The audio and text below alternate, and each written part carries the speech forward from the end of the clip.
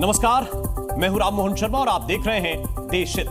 देशहित में आपके लिए क्या खास लेकर आए हैं, सबसे पहले वो आपके सामने रखते हैं। अभी तक इजरायल और ईरान आपस में लड़ रहे हैं। अभी किसी तीसरे मुल्क ने इस जंग में एंट्री नहीं ली, लेकिन वो दिन दूर नहीं जब दुनिया का सबसे शक्तिशाली मुल्क अमेरिका इस युद्ध में उतर जाएगा, क्योंकि ट्रंप ने जो कदम उठाया है वो इसी तरफ इशारा कर रहा है। पाकिस्तानी जनरल मुनीर जो बंदूक के दम पर बलोचों की आवाज दबा रहा है। बरसों से पाकिस्तानी सेना बलोचों पर अत्याचार कर रही है, लेकिन अब बलोच आवाम ने पत्थर उठा लिए, जिसका निशाना बन रही है मुनीर की फौज। मतलब मुनीर की बंदूक पर बलोचों के पत्थर भारी पड़ रहे हैं। इसके बाद फिल्मों में आपने रिवॉल्वर रानी को देखा होगा, अब असल जिंदगी में आ गई है रिवॉल्वर खातून, जिसकी करतूत सीसीटीवी में कैद हुई। कौन है ये रिवॉल्वर वाली खातून जो सीने पर रिवॉल्वर तानकर धमका रही हैं, ये भी आपको विस्तार से दिखाएंगे। अभी तक लव जिहाद के गुनहगार सामने आते रहे, हिंदू बेटियों को फंसाकर मुसलमान बनाने वालों पर शिकंजा कसता रहा, लेकिन पहली बार लव जिहाद का फंड मैनेजर पकड़ा गया है। यह साजिश करता है कांग्रेस का एक पार्षद। इसकी साजिश आपको बताएंगे विस्तार से, लेकिन इसके साथ बहुत सारी और भी खबरें देशहित में होंगी। लेकिन सबसे पहले दिखाते हैं आपको आज की कवर स्टोरी। क्या दुनिया तीसरे विश्व युद्ध की तरफ बढ़ने लगी है? यह सवाल इन दिनों सबके मन में है, क्योंकि एक के बाद एक जंग के नए मोर्चे खुलते जा रहे हैं। ईरान और इजरायल के युद्ध ने अब यह लगभग तय कर दिया है कि किसी भी वक्त वर्ल्ड वॉर की शुरुआत हो सकती है। अमेरिका के एक्शन से तो लगने लगा है कि वो वक्त बहुत नजदीक आ चुका है, क्योंकि ट्रंप ने समंदर में तैरता हुआ एटम बम उतारकर ईरान को भस्म करने का प्लान बना लिया है।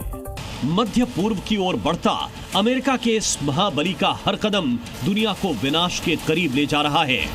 समंदर में ट्रंप का शक्तिशाली युद्धपोत जैसे जैसे दुश्मन के नजदीक पहुंच रहा है, वैसे वैसे विश्व युद्ध की आहट तेज होती जा रही है। इजरायल और ईरान के बीच छिड़ी भीषण जंग किसी भी वक्त वर्ल्ड वॉर का रेड सायरन बजा सकती है, क्योंकि मिडिल ईस्ट में जारी महासंग्राम के बीच अब अमेरिका ने उठा लिया है फाइनल कदम और जंग में भेज दिया है तैरता हुआ एटम बम। यूएसएस निमित्ज अमेरिकी नौसेना का सबसे पुराना एयरक्राफ्ट कैरियर है, जो कि अमेरिकी नौसेना की 7वें फ्लीट का हिस्सा है। अब तक चीन को रोकने के लिए दक्षिणी चीन सागर में यह तैनात था, लेकिन ईरान और इजराइल के बीच युद्ध के बाद इसे मिडिल ईस्ट की ओर रवाना कर दिया गया है। इसका सीधा संदेश है कि अगर ईरान शांत नहीं हुआ तो फिर समझो अमेरिका किसी भी वक्त जंग में कूद सकता है। यूएसएस निमित्ज का टारगेट की ओर बढ़ना अमेरिकी तैयारी की ओर इशारा कर रहा है, क्योंकि भारी भरकम अमेरिकी हथियारों का डिप्लॉयमेंट मिडिल ईस्ट में हो रहा है। मतलब आगे कुछ बड़ा होने वाला है। अमेरिकी राष्ट्रपति ट्रंप पहले ही ईरान को खत्म करने की धमकी दे चुके हैं। रूस से बात करने के बाद ट्रंप फिलहाल G7 समिट के लिए कनाडा में हैं, जहां ब्रिटेन, फ्रांस समेत कई देशों के राष्ट्राध्यक्षों से उनकी मुलाकात है। मतलब ईरान के खिलाफ अमेरिका की रणनीति G7 में फाइनल हो सकती है, लेकिन उससे पहले ही यूएसएस निमित्ज को काम पर लगा दिया है।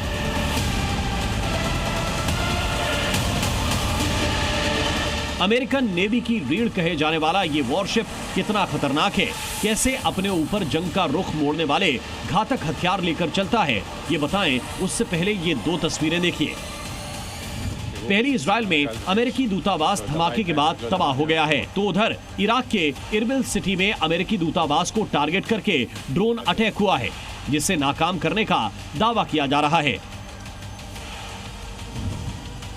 इतना ही नहीं, इराक में अमेरिका के सैन्य ठिकाने पर भी हमला हुआ है। इन तीनों ही अटैक का शक ईरान पर है या उसके समर्थित गुटों ने इन हमलों को अंजाम दिया है। ऐसे में खामेनेई ने ट्रंप को भड़का दिया है। अब अमेरिका चुप नहीं बैठेगा, तभी तो ट्रंप ने ऐसा घातक युद्धपोत मैदान जंग की ओर भेज दिया है, जो चंद घंटों में ईरान को खाक कर सकता है।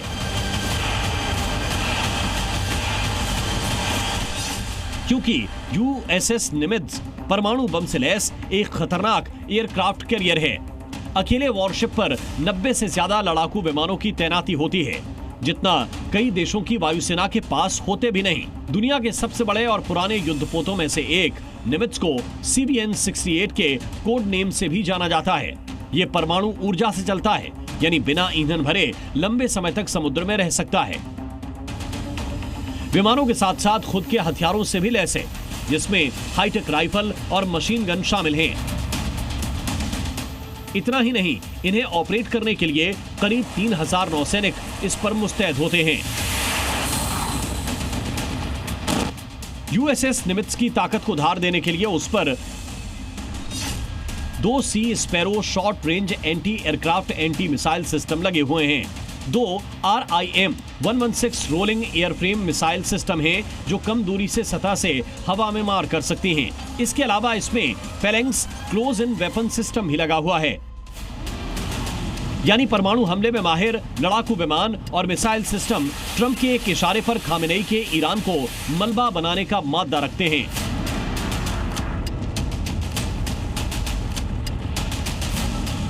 इसके अलावा भी मिडिल ईस्ट में पहले से अमेरिका ने बारूद बिछा रखा है, क्योंकि काउंसिल ऑफ फॉरेन रिलेशंस के मुताबिक इस रीजन में उसका कम से कम 19 देशों में स्थायी और अस्थायी सैन्य ठिकानों का बड़ा नेटवर्क है, जिनमें कतर, बहरीन, जॉर्डन और सऊदी अरब समेत 8 जगह उसके परमानेंट सैन्य बेस हैं,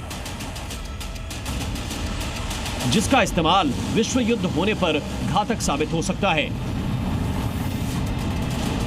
अमेरिका कभी भी डायरेक्ट इसमें अभी तक तो बच के रह रहा है, और जिस तरह से इजराइल ने अपनी कामयाबी दिखाई है ईरान के ऊपर में, उसके सारे जो एटॉमिक एटम बनाने वाली हथियार उसको डिग्रेड किया गया है और उसको बहुत क्षति है और उसको क्षति चाहिए। USS निमित्ज की तैनाती कहां होनी है, इसका खुलासा फिलहाल नहीं हुआ है, लेकिन ईरान की छाती पर अमेरिका के सबसे नजदीकी सैन्य ठिकाने बहरीन, कतर और कुवैत में हैं। बहरीन में नौसेना सपोर्ट एक्टिविटी सेंटर है, जो ईरान से सिर्फ 300 किलोमीटर दूर है। तो ईरान से 1300 किलोमीटर दूर इराक का एरबिल एयरबेस है, जो अमेरिकी सेना के एयर ऑपरेशंस के लिए इस्तेमाल होता है। मतलब किसी भी वक्त अमेरिका चाहे तो समंदर हो या जमीन से ईरान को खाक कर सकता है। ये बात इजराइल और ईरान दोनों जानते हैं। इसीलिए तो ईरानी अंडरग्राउंड परमाणु ठिकानों पर बंकर ब्लस्टर बम गिराने के लिए इजराइल ने अमेरिका से B-2 बॉम्बर मांगा है। ये घातक बम वर्षक विमान GBU-57 mop bunker buster bomb बरसा सकते हैं, जो 200 फीट जमीन के नीचे कंक्रीट के बंकर भी ध्वस्त कर सकता है। इसका डर खामेनेई को भी है, तभी तो ईरान धमकी दे चुका है कि अगर अमेरिकी ठिकानों से इजराइल की मदद की जाती है तो वो दोनों पर पलटवार करेगा, यानी सीधा अमेरिका को जंग में कूदने के लिए निमंत्रण देना। वैसे ईरान को एटम बम बनाने से रोकने के लिए ट्रंप बेताब हैं। मतलब ट्रंप का ईरान पर एक बम दुनिया में विश्व युद्ध का आगाज करा देगा। ब्यूरो रिपोर्ट, जी मीडिया। इजराइल और ईरान के बीच छिड़ी जंग के चलते न सिर्फ मिडिल ईस्ट बल्कि दुनिया के दूसरे हिस्सों में भी जबरदस्त तनाव है। इसी तनाव के बीच ईरान ने इस्लामिक आर्मी का राग छेड़कर डर का नया माहौल बना दिया है। ईरान ने दुनिया के सभी मुस्लिम देशों से इजराइल के खिलाफ एकजुट होने और इस्लामिक आर्मी के गठन की अपील की है। अगर ईरान की यह कोशिश कामयाब होती है तो दुनिया में तबाही का नया सोर्स जन्म ले सकता है। ईरान ने बैलिस्टिक मिसाइल दागी और इजराइल की हथियार कंपनी राफेल का कारखाना भीषण धमाके से दहल गया। इजरायली हमलों से बौखलाए ईरान ने इजराइल पर मिसाइलों की बरसात कर दी है। एक साथ इतनी मिसाइलें दागी कि इजरायली डिफेंस सिस्टम आयरन डोम हाँफ गया। ईरान ने इजराइल के अहम ठिकानों को मिसाइलों का निशाना बनाना शुरू कर दिया है। उसने बीती रात इजराइल के एक पावर प्लांट को मिसाइल हमले से तबाह कर दिया। ईरान और इजराइल के बीच चौथे दिन भी लड़ाई जारी है। ईरान ने सोमवार सुबह इजराइल पर अब तक का सबसे बड़ा हमला किया। ईरानी सेना ने सेंट्रल इजराइल में कई जगहों पर बैलिस्टिक मिसाइलें दागी। ईरान के इस हमले में 8 लोगों की मौत की बात कही जा रही है, जबकि 200 से ज्यादा लोग घायल हैं। इजराइल का सबसे अहम शहर तेल अवीव ईरानी मिसाइलों के हमलों से करा रहा है। इस शहर पर 4 बैलिस्टिक मिसाइलों का कहर टूटा है। ईरान के मिसाइल हमले के बाद तेल अवीव के चप्पे चप्पे पर तबाही के निशान बिखरे नजर आ रहे हैं। कई इमारतें जमींदोज हो चुकी हैं। चारों तरफ मलबा ही मलबा बिखरा नजर आ रहा है। ईरान ने सिर्फ तेल अवीव ही नहीं बल्कि पोर्ट सिटी हाइफा और बातियाम जैसे शहरों को भी निशाना बनाया। प्रधानमंत्री बेंजामिन नेतन्याहू खुद बातियाम शहर में तबाही का जायजा लेने के लिए जमीन पर उतरे। उन्होंने हमले में मारे गए लोगों के परिवारों के प्रति संवेदना जताई। साथ ही ईरान को चेतावनी दी कि उसे इन हमलों की भारी कीमत चुकानी होगी। नेतन्याहू की इस धमकी ने मिडिल ईस्ट में तनाव और बढ़ा दिया है। इसी तनाव के बीच ईरानी कमांडर मोहसिन राजाई के एक बयान ने इस बात का इशारा दे दिया कि हालात अभी और खराब होंगे। पहले वो बयान सुनिए, फिर आपको उसका मतलब समझाएंगे, बताएंगे कि कैसे दुनिया में विनाश का नया सोर्स जन्म ले सकता है। وعده صادق 3 که شروع کردیم الان می‌بینید روز به روز ما داریم از تسلیحات مدرن‌تر و با سر جنگی قوی‌تری استفاده می‌کنیم. ما همین دیروز امروز از موشک‌های با سر جنگی 1.5 تن استفاده کردیم و بزرگتر از این هم داریم. میتونه یه بخش زیادی ये बयान इस बात का संकेत है कि ईरान अब इजराइल के सामने झुकने वाला नहीं है, बल्कि वो इस जंग को व्यापक रूप देने की कोशिश में जुटा है। अगर उसकी ये कोशिश रंग लाती है तो दुनिया विनाश की ओर बढ़ सकती है। इसकी झलक दिखने भी लगी है। ईरान जिन मुस्लिम देशों के साथ इस्लामिक आर्मी बनाने की बात कर रहा है, उसमें से एक ने खुलकर ईरान के समर्थन में आवाज बुलंद कर दी है। इस समर्थन में परमाणु बम से मदद तक की बात शामिल है। ईरान ने इसकी पुष्टि भी की है। پاکستان گفته اگر اسرائیل بخواد بمب اتم بزنه ما به اسرائیل بمب اتم خواهیم زد. احساسات مسلمان‌ها تو منطقه فوق‌العاده رو به افزایش خواهد بود. ईरान की ओर से इस्लामिक आर्मी के गठन की बात यूं ही नहीं कही गई है। दुनिया के 16 मुस्लिम देशों में से पाकिस्तान समेत 5 देशों ने ईरान के समर्थन की बात कही है। इन देशों में तुर्की, इराक, लेबनान और मिस्र शामिल हैं। इन देशों ने ईरान पर इजरायली हमले की तीखी आलोचना की है। इन देशों ने इजरायली हमले को अंतर्राष्ट्रीय कानूनों का उल्लंघन करार दिया है। इन देशों का कहना है कि इजरायल की इस हरकत से दुनिया बड़े संघर्ष की ओर बढ़ सकती है। तो क्या ये देश मिलकर ईरान के साथ इस्लामिक आर्मी के गठन के लिए राजी होंगे? क्या इजरायल के खिलाफ ये मुस्लिम देश एकजुट होकर खड़े हो जाएंगे? पाकिस्तान ने तो खुलकर इसके संकेत दे दिए हैं। उसने दुनिया के बाकी इस्लामिक देशों से भी अपील की है कि ईरान के साथ खड़े होने का वक्त आ गया है। मैं समझता हूं कि ये एक ऐसा इनिशिएटिव की जरूरत है इस वक्त जिससे आलम इस्लाम का इत्तेहाद नजर आए और इजराइल के साथ जहां जहां भी इस्लामी दुनिया में ताल्लुकात हैं उनको मुनक़ता होना चाहिए। बच्चों के कातिल, ख्वातीन के कातिल, फिलिस्तीन की तबाही के जिम्मेदार, उनके हाथ खून में, मुसलमानों के खून में रंगे हुए हैं, फिलिस्तीनियों के खून में रंगे हुए हैं। उस हाथ को झटक देना चाहिए, उस हाथ के साथ हाथ नहीं मिलाना चाहिए। ईरान अगर दुनिया के सभी मुस्लिम देशों को एक झंडे के नीचे लाने में कामयाब होता है तो इस्लामिक आर्मी की परिकल्पना मूर्त रूप ले सकती है। ऐसे में एक ऐसी जंग की शुरुआत हो सकती है जिसमें सिर्फ और सिर्फ विनाश का मंजर ही नजर आएगा। ब्यूरो रिपोर्ट, जी मीडिया। और ईरान ने इस्लामिक आर्मी के गठन के लिए जिन देशों का नाम लिया है, अगर वो इसके लिए तैयार होते हैं तो यह जानना भी जरूरी हो जाता है कि इनकी ताकत क्या होगी और क्या ये इजरायल और उसके मित्र देशों को चुनौती दे पाएंगे।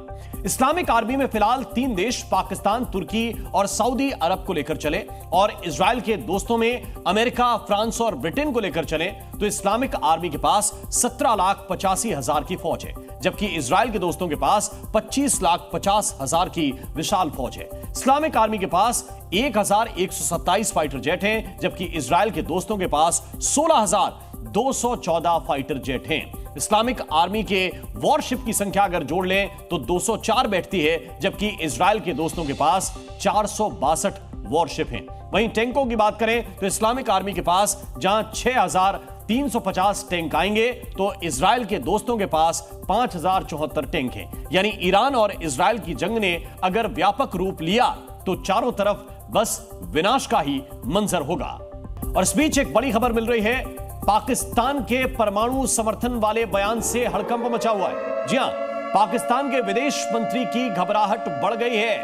इशाक डार ने पाक संसद में एक बयान जारी किया और पाकिस्तान ने ईरान के समर्थन का दावा खारिज कर दिया है, यह बयान जारी करते हुए। यह बड़ी खबर इस वक्त हम आपको बता रहे हैं।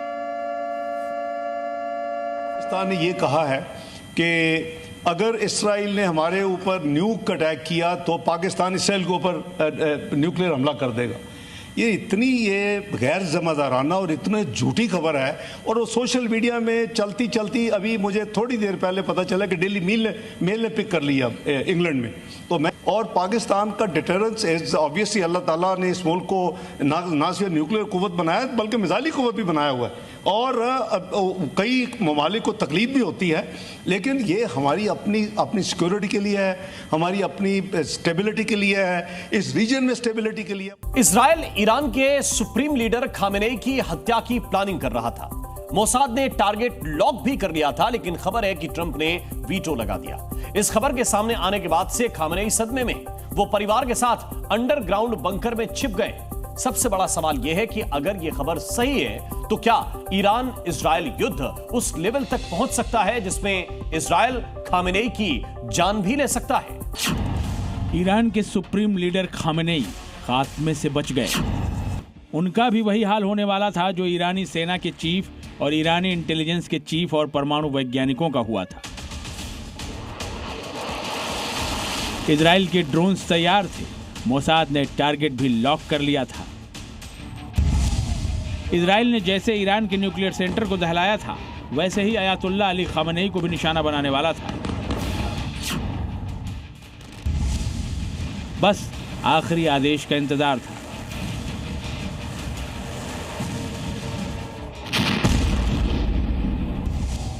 इस खुलासे के बाद से ईरान को वैसा ही झटका लगा है जैसा झटका इजराइल ने परमाणु ठिकानों को दहला कर दिया था। ईरान को भी पता है कि इजराइल की खुफिया एजेंसी मोसाद के एजेंट्स कितने शातिर हैं।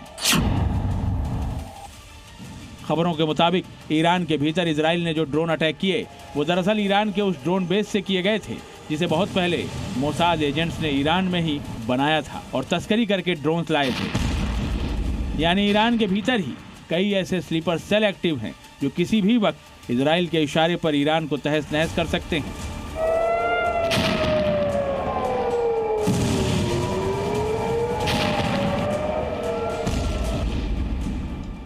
ईरानी हुकूमत ने ये बात कही है और उनके पास सबूत हैं कि जो ईरान में अंदर से हमला हुआ था, जो कोवर्ट ऑपरेशन हुआ है, जो एक जगह अड्डा बनाया गया था, वहां पर जो मोसाद के लोग थे वो रॉ के साथ मिलकर मिसाइल और ड्रोन्स वहां उन्होंने रखे थे। दुश्मन जब इतना ताकतवर हो और घर में ही बेस बना चुका हो तो किसी के भी पसीने छूट सकते हैं।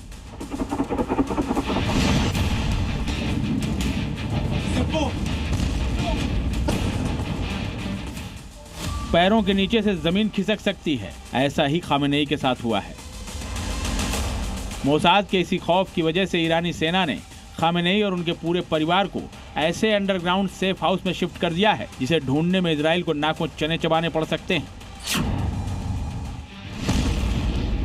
ये बात तो बिल्कुल साफ है कि इजराइल को ईरान का मौजूदा निजाम बिल्कुल नापसंद है। बार बार चुनौती दे रहा ईरान इजराइल की आंखों में कांटे की तरह चुभ रहा है।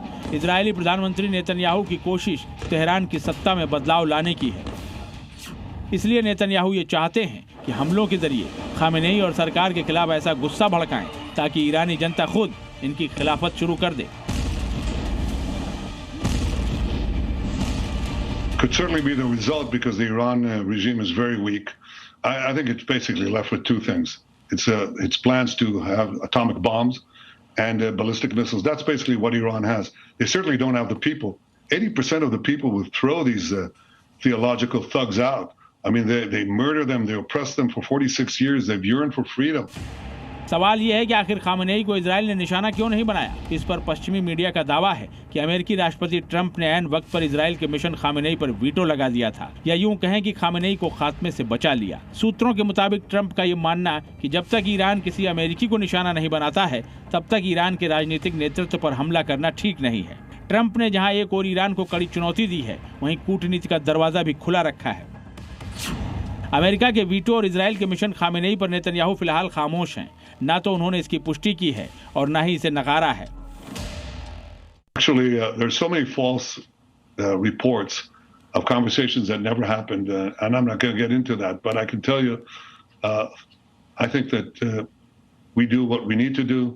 We'll do what we need to do, and I think the United States knows what is good for the United States. Iran पर इजराइल ने हमला इसीलिए किया क्योंकि उसे डर है कि वो परमाणु बम बना रहा है जिसका निशाना इजराइल है।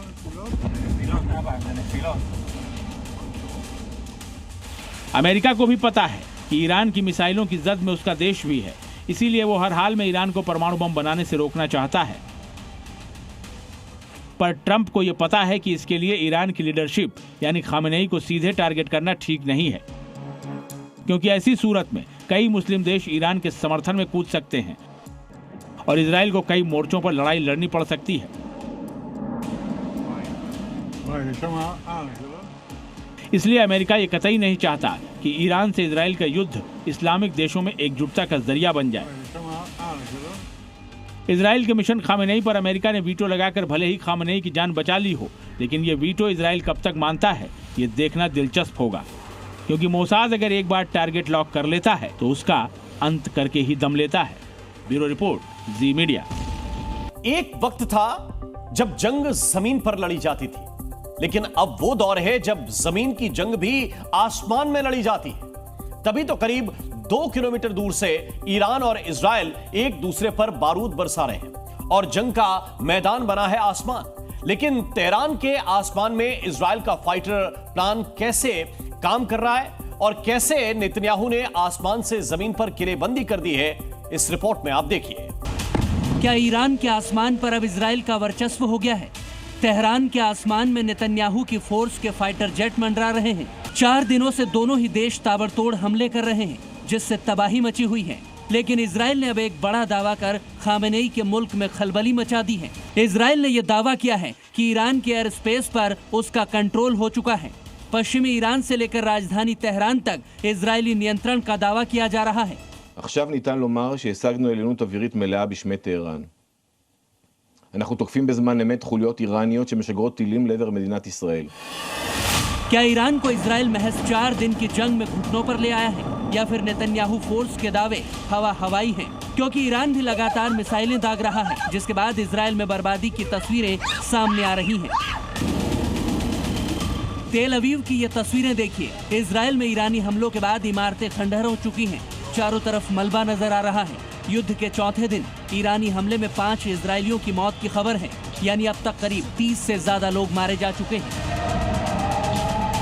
नेतन्याहू की सेना भी हर लाश के बदले 7 लाशें गिरा रही है, क्योंकि इजराइल ने दावा किया है कि उसकी सेना ने ईरान के अंदर तेहरान, माशाद, कशान, नतांज में लगातार हमले किए हैं। तो वहीं तबरीज, कराज, इलाम, असालुये समेत ईरान के 22 से ज्यादा इलाकों पर ताबड़तोड़ हमले किए हैं और इन हमलों में ईरान के 200 से ज्यादा लोग मारे जा चुके हैं। खामेनेई के मुल्क को नेतन्याहू सैन्य हो या राजनीतिक हर तरह से जख्म दे रहे हैं। इजराइल ने एक दिन पहले ही ईरान के रक्षा मंत्रालय की बिल्डिंग पर हमला किया था और अगले ही दिन उसने ईरानी विदेश मंत्रालय की इमारत को भी खंडहर में तब्दील कर दिया। ये तस्वीरें उसी की गवाही हैं। युद्ध की भीषणता को बयां करती ये तस्वीरें देखिए कि कैसे इजराइल के टारगेट पर ईरान की ज्यादातर अहम लोकेशंस हैं और ये सब हो रहा है हवाई हमलों के जरिए, क्योंकि तेहरान के आसमान में इजरायली विमान और ड्रोन तबाही मचाने के लिए लगातार मंडरा रहे हैं। इतना ही नहीं, ईरान के रणनीतिक ठिकानों पर भी इजरायली फोर्स हमला कर रही है। इजराइल ने दावा किया है कि उसने ईरान के 30% यानी करीब 1/3 मिसाइल लॉन्चर्स को खत्म कर दिया है। 50 से ज्यादा फाइटर जेट्स और एयरक्राफ्ट से ईरान पर हवाई हमले किए जा रहे हैं और ईरान के 120 से ज्यादा मिसाइल लॉन्चर्स को तबाह कर दिया गया है। सैन्य एक्सपर्ट अनुमान लगा रहे थे कि ईरान के पास 2000 बैलिस्टिक मिसाइलें थी, लेकिन अब सिर्फ 500 बैलिस्टिक मिसाइलें ही बची हैं। हालांकि इसे खुद इजराइल के राष्ट्रीय सुरक्षा सलाहकार ने खारिज कर दिया है। इजराइल के एनएसए ने कहा है कि ईरान के पास अभी भी हजारों बैलिस्टिक मिसाइलें मौजूद हैं। दावे के मुताबिक ईरान ने अब तक इजराइल पर करीब 350 से ज्यादा मिसाइलें दागी हैं, लेकिन इजरायली आयरन डोम ज्यादातर हमलों को हवा में ही नाकाम कर रहा है। लेकिन इसी के बराबर ईरान ये करने में नाकामयाब हो रहा है। हवाई हमले का ये एनिमेशन वीडियो देखिए जिसे इजरायली डिफेंस फोर्स ने जारी किया है। इसके मुताबिक आईडीएफ ने दावा किया है कि उसने ईरान के आईआरजीसी के ठिकानों पर अटैक किया है। आईआरजीसी की कुर्द फोर्स पर आतंकी हमले की प्लानिंग की साजिश रचने के बाद इजरायल ने प्रिसाइज अटैक का दावा किया है। इजरायल ऐसे ही ऑयल गैस रिफाइनरी समेत ईरान के उन ठिकानों पर धमाके कर रहा है जिससे उसकी कमर टूट जाए। लेकिन क्या ये हमले दूसरे देशों को जंग में कूदने के लिए मजबूर कर देंगे? क्योंकि ईरान तो इशारों में विश्व युद्ध की आशंका जता रहा है। ज़ायोनी शासन द्वारा हाल ही में अपराध किया गया। मेरा मानना है कि एक दिन पहले ही असलुयह में ईरान की तेल सुविधाओं पर हमला करना एक बेहद खतरनाक उकसावे की तरह था। ये स्पष्ट रूप से दर्शाता है कि इजरायल दूसरों को इस संघर्ष में घसीटने पर आमादा है। ईरान के दावों के बावजूद इजरायल अपने मिशन में लगा है। उसकी एयरफोर्स ने शनिवार को तेहरान में आईआरजीसी के इंटेलिजेंस ऑर्गेनाइजेशन के चीफ मोहम्मद काजमी और उसके डिप्टी हसन मोहकिक को मार गिराया। आईडीएफ के मुताबिक उसने तेहरान में एक बिल्डिंग पर हमला किया था जहां ईरान सरकार के खुफिया संगठनों के कई सीनियर अधिकारी रह रहे थे। शनिवार के हमले में आईआरजीसी के 4 सीनियर अधिकारियों की मौत हो गई। इससे पहले भी 7 ईरानी सैन्य कमांडर ढेर किए जा चुके हैं। इजरायल ने ईरान के 9 परमाणु वैज्ञानिकों को भी मौत के घाट उतार दिया है। मतलब ईरान को एटमी ताकत बनने से रोकने के लिए नेतन्याहू किसी भी हद तक जाने को तैयार हैं। ईरान के आसमान को कंट्रोल करने का दावा कर इजरायल अपने कुछ हद तक मंसूबों में कामयाब भी हो चुका है, लेकिन उसका असली लक्ष्य अंडरग्राउंड एटमी ठिकानों को तबाह करना है। तो क्या अब आसमान से पाताल तक ईरान में तबाही मचने वाली है? ब्यूरो रिपोर्ट, जी मीडिया। अभी तक आपने रिवॉल्वर रानी को फिल्मों में देखा होगा, लेकिन अब हम आपको रियल रिवॉल्वर खातून से मिलवाते हैं जो इस वक्त योगी फोर्स की हिरासत में है। रिवॉल्वर खातून का गुनाह यह है कि उसने सीएनजी पंप के सेल्समैन के सीने पर रिवॉल्वर तान दी थी, वो भी सिर्फ इसलिए क्योंकि सेल्समैन ने कहा था कि सीएनजी फिलिंग तभी होगी जब सभी लोग कार से उतर जाएंगे। पकड़े जाने के बाद रिवॉल्वर खातून की सारी अकड़ निकल गई है।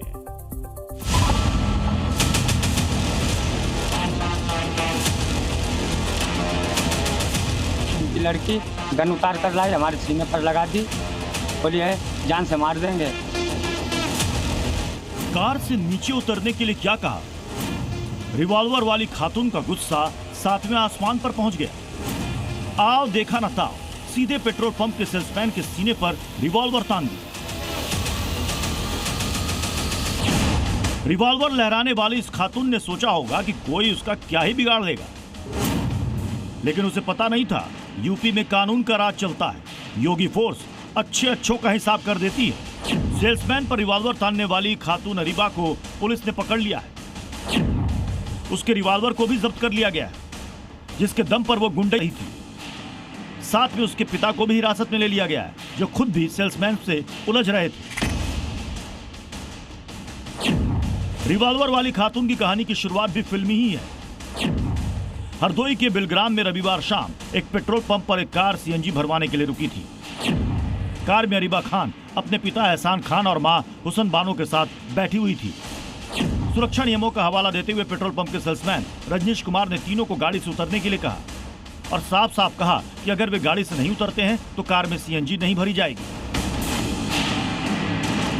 कार में बैठे लोगों को यह बातें शायद अच्छी नहीं लगी कि कैसे कोई उन्हें कार से उतरने के लिए कह सकता है। वो कार से उतरे जरूर, लेकिन मकसद सीएनजी भरवाना नहीं था, बल्कि उन्हें तो अपनी अकड़ दिखानी थी। सबसे पहले एहसान खान और सेल्समैन के बीच बहस शुरू हो गई। दोनों ने एक दूसरे को धक्का देना भी शुरू कर दिया, जिससे शायद गाड़ी मालिक एहसान खान की बेटी अरीबा खान को भी गुस्सा आ गया। अभी बहस चल ही रही थी कि गाड़ी मालिक की बेटी दौड़ती हुई अपनी कार के पास गई और रिवॉल्वर लेकर पहुंच गई। खातून ने रिवॉल्वर सीधे सेल्समैन के सीने पर तान दिया। गुस्से में खातून अरीबा ने सेल्समैन को धमकाया कि इतनी गोली मारूंगी कि घर वाले भी पहचानने से इनकार कर देंगे। झगड़े को बढ़ता देख पेट्रोल पंप पर मौजूद दूसरे लोगों ने बीच बचाव किया। पहले सेल्समैन को एक तरफ ले जाया गया, फिर दूसरी तरफ रिवॉल्वर वाली खातून को सेल्समैन से दूर किया गया और फिर गुस्सा करती हुई रिवॉल्वर तानने वाली खातून अरीबा अपने परिवार के साथ गाड़ी में बैठ गई और फिर मौके से चले गए। उसमें सर 3 लोग सवार थे, एक अंकल थे और उनकी पत्नी थी और उनकी बेटी थी। हमने उनसे कहा क्या नाम सीएनजी दादाजी गाड़ी आप अपना पूरा परिवार नीचे उतार दीजिए, उसके बाद में सीएनजी पड़ेगी। बोल रहे हैं हम हर जगह ऐसे ही डलाते हैं। इसी बात को लेकर विवाद हुआ, बहुत देर तक हाथापाई होती रही। उसके बाद में उनकी लड़की गन उतार कर लाई, हमारे सीने पर लगा दी, बोली है जान से मार देंगे।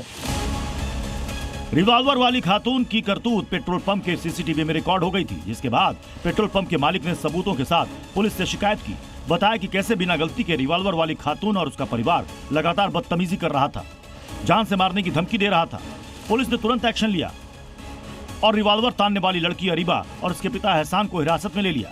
लाइसेंसी रिवॉल्वर को भी सीज कर दिया ताकि फिर कभी कोई गुस्से में ऐसी अकड़ ना दिखा सके। दोनों पक्षों को थाने पे लाया गया। सीएनजी पंपकर्मी रजनीश कुमार की तहरीर पे अभियोग पंजीकृत किया गया है। संबंधित लाइसेंसी रिवॉल्वर को पुलिस द्वारा सीज कर लिया गया है। प्रकरण में उन आरोपी गणों से पूछताछ की गई है। अन्य आवश्यक कार्रवाई की जा रही है। बात बात पर अकड़ दिखाना और गुस्से में सीधे रिवॉल्वर तान देना, रिवॉल्वर वाली खातून की गुंडे की चर्चा पूरे जिले में हो रही है। पूरे मामले में हिंदू संगठनों की मांग है कि रिवॉल्वर वाली खातून का पक्का इलाज किया जाए। योगी फोर्स फिलहाल रिवॉल्वर तानने वाली युवती और उसके पिता से पूछताछ कर रही है। आखिर क्या वजह थी कि यह परिवार लाइसेंसी रिवॉल्वर के साथ घूम रहा था, इसकी भी जांच चल रही है। अगर रिवॉल्वर के लाइसेंस का मकसद सुरक्षा नहीं, दूसरे के सामने धौंस जमाना होगा, तो यकीन मानिए योगी फोर्स ऐसी कार्रवाई करेगी जो ये खातून जिंदगी भर याद रखेगी। ब्यूरो रिपोर्ट, जी मीडिया। यूपी के अलीगढ़ में एक बंदर की लिंचिंग कर दी गई। बंदर आम के बाग में आम खा रहा था, पर शायद कट्टरपंथियों को यह बात इतनी नागवार गुजरी कि बंदर को सीधे शूट कर दिया। गांव वाले गुस्से में हैं और मांग कर रहे हैं कि बंदर के कातिलों का पता लगाकर उनको कड़ी सजा दी जाए।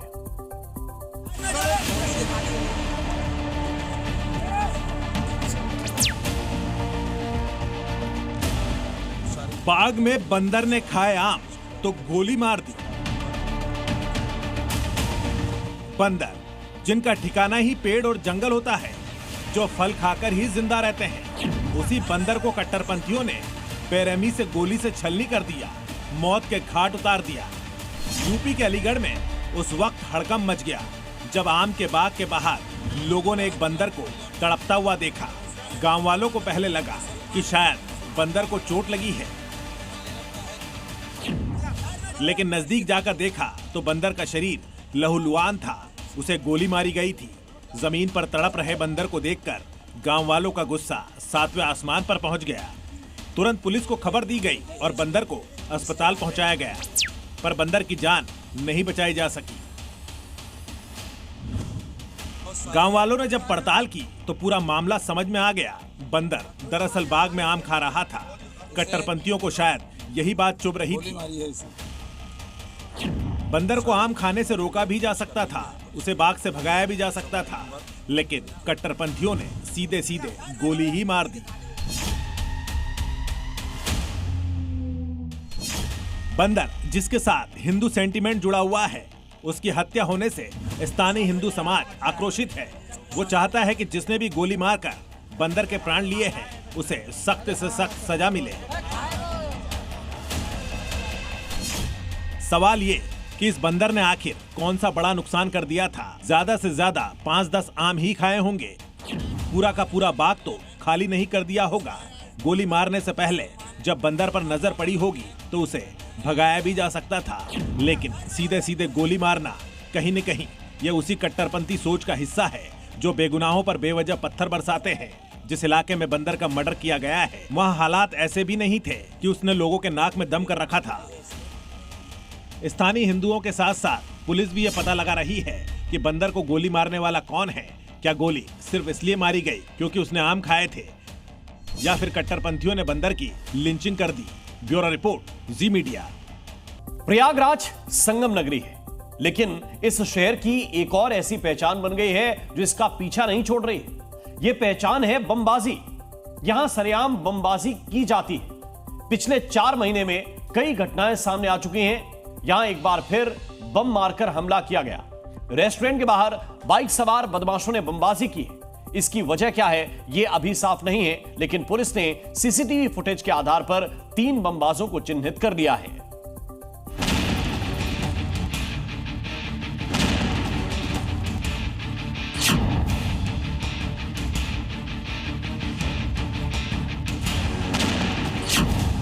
प्रयागराज में गुड्डू बमबाज का खौफ कायम है। माफिया अतीक का गुर्गा गुड्डू मुस्लिम उर्फ गुड्डू बमबाज दिन दहाड़े बमबाजी करके दहशत फैलाता था। उसी तरह से प्रयागराज में फिर बमबाजी हुई है, जिसका सबूत कैमरे में कैद हुआ है। प्रयागराज के अटाला इलाके में बमबाजी हुई है। यहां एक रेस्टोरेंट के बाहर बाइक से आए बदमाशों ने एक के बाद एक 2 बम बरसाए, जिससे वहां दहशत फैल गई। इस हमले का एक सीसीटीवी वीडियो भी सामने आया, जिसमें दिखा कि हमले के समय रेस्टोरेंट में कर्मचारियों के अलावा कुछ लोग भी मौजूद थे। तभी वहां तेज धमाका हुआ और दहशत में आए लोग भागते दिखे। हम लोग कस्टमर्स में इन्वॉल्व थे और मैं किचन में था। हम लोगों को कुछ पता ही नहीं कि बाहर क्या हो रहा था क्या नहीं। हम लोग अपने कस्टमर्स में इन्वॉल्व थे। ये हुआ कि कुछ आवाज़ हुई है तो हम लोग ने बाहर निकल के देखा, मैंने और मेरे बड़े भाई ने बाहर निकल के देखा तो देखा बहुत ज़्यादा भीड़ लगी थी। तो ये पता चला कि यहाँ पर ये कांड हो गया है। बमबाजी की इस घटना पर रेस्टोरेंट के मालिक ने थाने में केस तो दर्ज करवाया, लेकिन किसी से रंजिश होने की बात से साफ इनकार कर दिया। ऐसे में सवाल उठता है कि जब रेस्टोरेंट मालिक की किसी से दुश्मनी नहीं थी तो वहां बम क्यों फेंके गए? क्या बदमाशों का दहशत फैलाने का इरादा था या वजह कुछ और थी, जिसकी जांच अब पुलिस कर रही है। किसी प्रकार का कोई जानमाल का नुकसान नहीं हुआ है, ऐसी सूचना अभी तक नहीं प्राप्त हुई है और घटनास्थल का निरीक्षण भी किया गया है। इसके अलावा इसमें जो भी 3 लोग हैं सीसीटीवी के माध्यम से और अन्य जो हमारे मैनुअल इंफॉर्मेशन सभी नेटवर्क के माध्यम से उन लोग के तलाश करने का प्रयास किया जा रहा है, जांच करने का। इसमें प्रकरण में भी जांच की जा रही है और बहुत जल्द ही खुलासा करके इसमें सख्त कार्रवाई की जाएगी। प्रयागराज में बमबाजी के पिछले कुछ दिनों में एक के बाद एक कई घटनाएं सामने आई हैं, जिसमें 20 मार्च 2025 को कर्नलगंज इलाके में एक दुकान के बाहर 3 बम फेंके गए। 9 अप्रैल 2025 को बीजेपी नेता विजय बिंद के घर के बाहर 2 बम फेंके गए। 14 अप्रैल 2025 को रीवा रोड पर बदमाशों ने एक कार पर बम फेंके, जिसमें 2 कारोबारी जख्मी हो गए। 19 मई 2025 को सिविल लाइंस इलाके में हुए धमाके में बम बनाने वाले शख्स का हाथ उड़ गया। अब प्रयागराज में फिर बमबाजी होने के बाद सवाल है कि क्या गुड्डू बमबाज लौट आया है और अपनी दहशत कायम करने के लिए बमबाजी करवा रहा है। बमबाजी को लेकर योगी फोर्स एक्शन में है, जिसने भी बम मारकर योगी फोर्स को चुनौती दी है उसका पक्का इलाज तय है, ताकि संगम नगरी की फिजा से बारूद की ये गंध खत्म की जा सके। प्रयागराज से मोहम्मद गुफरान, जी मीडिया। अब तक आपने लव जिहाद की साजिश रचने के कई मामले देखे होंगे, कई युवाओं को देखा होगा, लेकिन अब एक मुस्लिम नेता का लव जिहाद वाला सिंडिकेट पकड़ा गया है, वो भी मध्य प्रदेश के इंदौर में। दावा है कि यह मुस्लिम पार्षद लाखों रुपए खर्च करके हिंदू बेटियों को टारगेट करने की फैक्ट्री चलाता था, जिसमें मुस्लिम युवकों को हिंदू बनकर लड़कियों का धर्मांतरण कराना होता था। ये सारे खुलासे मुस्लिम आरोपियों ने ही किए हैं।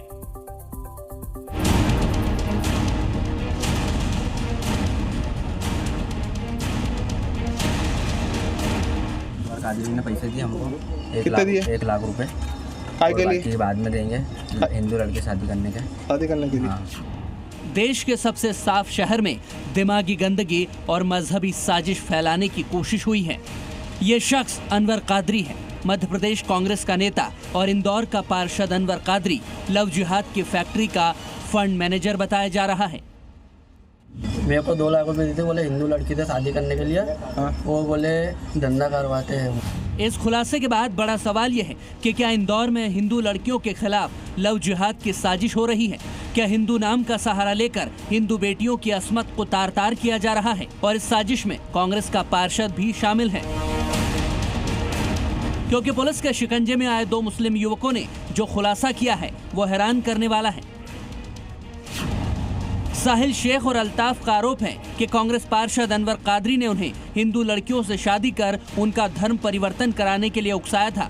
यही नहीं, आरोप तो ये भी है कि बाकायदा कांग्रेस पार्षद ने अल्ताफ को 1 लाख रुपए और साहिल शेख को इस काम के लिए 2 लाख रुपए दिए थे। साहिल और अल्ताफ को शादी के बाद हिंदू लड़कियों को बेच देने का भी फरमान सुनाया गया था। अनवर कादरी ने पैसे दिए हमको, 1 लाख रुपए। काय के लिए? बाकी बाद में देंगे, हिंदू लड़की शादी करने के लिए। हाँ, मेरे को 2 लाख रुपए देते, बोले हिंदू लड़की से शादी करने के लिए। वो बोले धंधा करवाते हैं। दरअसल ये मामला तब सामने आया जब वो पीड़ित लड़कियां सामने आई जिसे अल्ताफ और साहिल ने लव जिहाद का शिकार बनाया था, जिसके बाद इंदौर पुलिस ने अल्ताफ, साहिल और कांग्रेस पार्षद अनवर कादरी के खिलाफ केस दर्ज कर लिया है। मोहन फोर्स की पूछताछ में जो खुलासे हुए वो सबको हैरान कर रहे हैं, लेकिन अब बारी कार्रवाई की आ चुकी है। दोनों आरोपियों को गिरफ्तार कर लिया गया। साथ में धार्मिक जो वीडियो वायरल हुआ उसमें धार्मिक स्वतंत्रता अधिनियम के तहत भी इसमें धारा बढ़ाई गई है और जो पार्षद अनवर कादरी है उसको भी आरोपी बनाया जा रहा है। लव जिहाद के फंड मैनेजर अनवर कादरी के पीछे मोहन फोर्स लग चुकी है, लेकिन जब इंदौर पुलिस ने कांग्रेस पार्षद कादरी के घर पर दबिश दी तो वो अपने घर से लापता था। पुलिस अनवर कादरी की तलाश कर रही है, लेकिन इस बीच लव जिहाद में फंडिंग की बात सामने आने के बाद सियासत भी तेज हो गई है। अगर भाजपा कांग्रेस पर इस तरह के आरोप लगा रही है तो लगाए, उसको नैतिक अधिकार है, लेकिन इस बात का जवाब भी दे दे आखिर मछली की रानी कौन है राजधानी भोपाल में? वो ढाबा किसका था जिस ढाबे पर जो लव जिहाद का इतना बड़ा कांड हुआ है? वो सब जांचें क्यों अधूरी हो गई हैं? और मछली से यहाँ की कद्दावर मंत्री का क्या कनेक्शन है? उनके पिताजी का क्या कनेक्शन था? इस पर जांच होने के बाद कुछ कार्रवाई होनी चाहिए थी। तो समझ में आता है कि भाजपा की सरकार निष्पक्ष रूप से कार्रवाई कर रही है। सियासत अपनी जगह है, लेकिन अनवर कादरी पर जो आरोप लग रहे हैं अगर उसमें सच्चाई है तो फिर ये इंदौर में किसी बड़ी साजिश की बू आ रही है। और अब सवाल उठ रहे हैं कि क्या इंदौर में लव जिहाद का खेल एक सोची समझी साजिश के तहत किया जा रहा है? क्या फंडिंग का लालच देकर मुसलमानों को हिंदू लड़कियों के खिलाफ उकसाया जा रहा है? और क्या इस खेल में इंदौर के बड़े मुस्लिम नेता या फिर अनवर कादरी जैसे और भी कोई कांग्रेसी नेता शामिल हैं?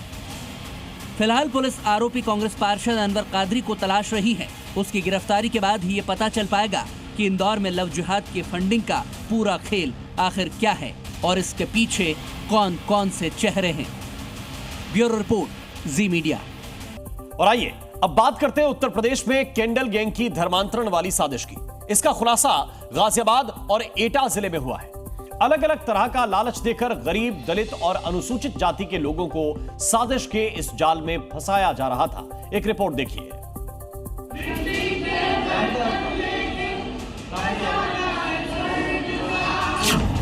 महिलाएं और यीशु जो बैठे थे, क्या चल रहा तुम्हारे ऊपर? इसी घर के भीतर लोग बैठकर प्रेयर कर रहे थे। केरल से आए हुए विनोद नाम के पादरी।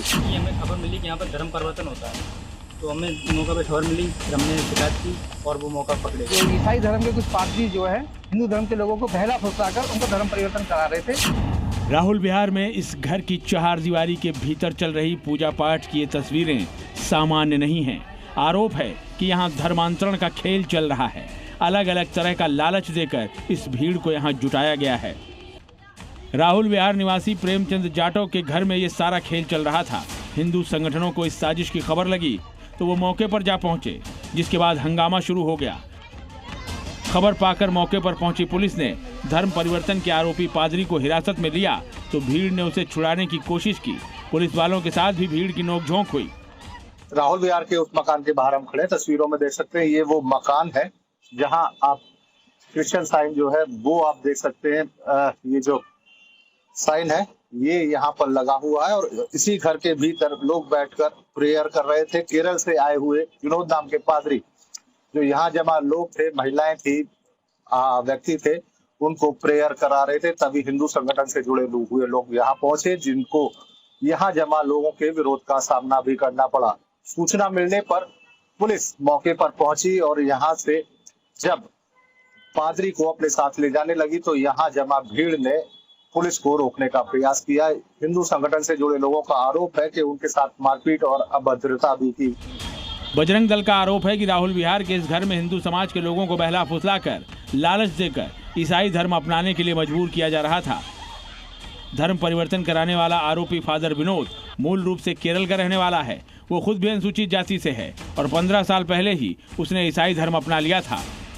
काफी लंबे समय से सूचना आ रही थी बजरंग दल के पास कि आपके क्षेत्र में कुछ जो ईसाई मिशनरी के लोग हैं वो हमारे हिंदू समाज के जो गरीब बेचारे अपना गरीब लोग हैं या अशिक्षित हैं, उन्हें लोभ लालच देकर उनका धर्म परिवर्तन कराया जा रहा है। इन्होंने जब वहाँ पूछताछ करने की कोशिश की कि भाई आप क्या कर रहे हो, तो उन लोगों ने उग्र होकर इन्हें जान से मारने की नीयत से इन पर हमला कर दिया। अनुसूचित जातियों के कई व्यक्तियों को बुलाकर कई तरह के प्रलोभन देकर धर्मांतरण का मामला बताया गया।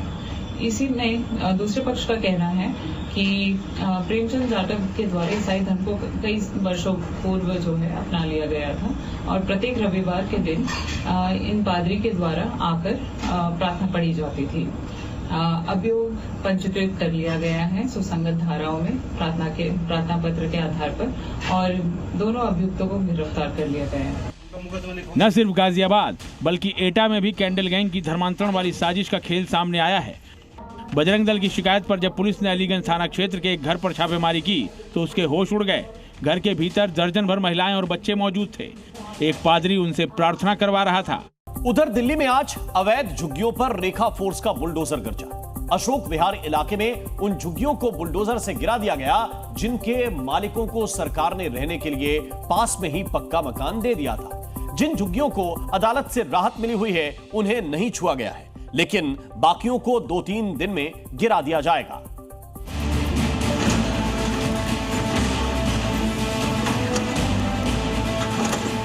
ये दिल्ली की 2 तस्वीरें हैं, जिसमें पहली तस्वीर अशोक विहार के जेलरवाला बाग इलाके की है, जहां योगी मॉडल दिखाई दिया। अवैध तरीके से बनाई गई झुग्गियों को बुलडोजर की मार से गिरा दिया गया। डीडीए की तरफ से ये अभियान आने वाले 2-3 दिनों तक और चलेगा। दूसरी तस्वीर बाटला हाउस इलाके की है, जहां योगी मॉडल के बुलडोजर एक्शन की आहट से दहशत का माहौल बन गया है। जेलरवाला बाग में डीडीए ने इस कार्रवाई से पहले झुग्गियों में रह रहे लोगों को जगह खाली करने का नोटिस भी दिया था और किसी तरह का विरोध ना हो इसके लिए भारी फोर्स के साथ डीडीए की टीम मौके पर पहुंची। करीब 200 झुग्गियों को गिराया गया। डीडीए ने इससे पहले भी जेलरवाला बाग इलाके में सैकड़ों अवैध झुग्गियों को गिराया था, जिसके बाद दूसरी बार ये कार्रवाई की गई। जानकारी के मुताबिक अशोक विहार के जेलरवाला बाग में करीब 2100 झुग्गियां बसी थी। इनमें से 1600 को बगल में बनाए गए अपार्टमेंट में फ्लैट दे दिए गए, लेकिन कई लोगों को पक्के मकान के लिए डीडीए ने अयोग्य घोषित कर दिया था, जिसके बाद उन लोगों ने कोर्ट का रुख किया। करीब 200 लोगों को कोर्ट से स्टे ऑर्डर मिला, जबकि बाकी झुग्गियों पर डीडीए की कार्रवाई जारी है। यहाँ पर बुलडोजर एक्शन चल रहा है, चूँकि लगभग यहाँ पर 2000 के करीब झुग्गियाँ हुआ करती थी और पक्के झुग्गियाँ, और ये ज़मीन डीडीए की थी और डीडीए की ज़मीन पर अवैध रूप से झुग्गियाँ बनाई गई। लेकिन उसके बाद लगभग 600 के करीब ऐसे लोग थे जिन्हें सरकार के तरफ से इस अपार्टमेंट में, ये डीडीए का स्वाभिमान अपार्टमेंट है, जहाँ पर लोगों को झुग्गियाँ अलॉट की गई। दिल्ली विकास प्राधिकरण का दावा है कि वहां झुग्गियों में रह रहे कई लोगों को पहले ही पुनर्वास योजना के तहत पक्के मकान अलॉट किए जा चुके हैं, लेकिन जिन लोगों को अयोग्य पाया गया उनका पुनर्वास नहीं हुआ। वहीं डीडीए ने उन झुग्गियों पर कार्रवाई नहीं की जिन्हें फिलहाल कोर्ट से स्टे मिला हुआ है। जो इनएलिजिबल लोग थे, इनकी झुग्गी झोंपड़ियाँ थी, जो इनएलिजिबल थे उनके अभी खाली करा के उनको तोड़ा जा रहा है। कितनी झुग्गियाँ हैं सर जिनको तोड़ा जा रहा है यहाँ पे? करीब 500। कितने दिन का एक्शन है सर ये? आज कंप्लीट करेंगे, कोशिश करेंगे आज कंप्लीट हो जाए। कोई विरोध हो रहा है यहाँ पे? नहीं, कोई। तो पहले कोई नोटिस सर्व किए गए थे इनको? हाँ, पहले टाइम पे करते हैं। कुछ लोगों को स्टे भी मिला है सर? हाँ, स्टे वालों को छोड़ के करा। कितने लोगों को स्टे मिला है? करीब 150-200। जिन लोगों को फ्लैट दिया गया वो अपना सामान लेकर शिफ्ट होते दिखाई दिए। जी न्यूज़।